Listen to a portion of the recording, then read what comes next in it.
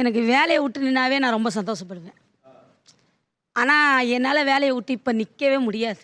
நான் ஒரே ஆள் தான் சம்பாதிக்கிறேன்.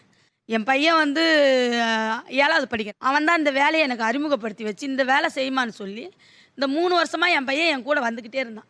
அது டெலிவரிக்கு கூட வருவாப்லையா? கூட வருவான்.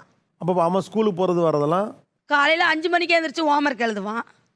அவனுக்கு கஷ்டம் தெரியும், குடும்ப கஷ்டம் இதுவும் மாறும். அந்த பையன் நான் சொல்லுவான் என்கிட்ட, நீ கவலையே படாதம்மா, நான் இருக்கம்மா, நீ எதுக்குமா கவலைப்பட்டுட்டு இருக்கிற, நீ எந்த வேலை நீ நான் நைட்டு எத்தனை மணி வேணாலும் ஓட்டுமா, தூக்கத்தை தியாகம் பண்ணிட்டு வரேன்னு என் கூட என் பையன் வரான் சார்.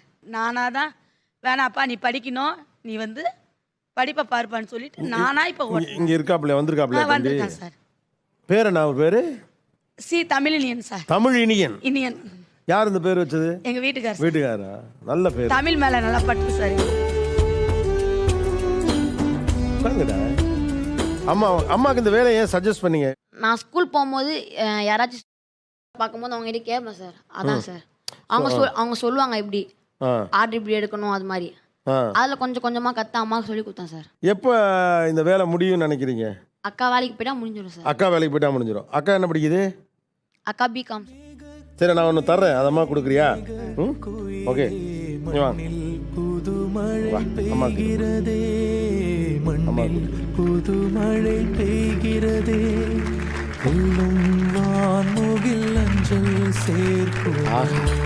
அம்மா அம்மா தான் எனக்கு கொஞ்சம் கொடுங்க.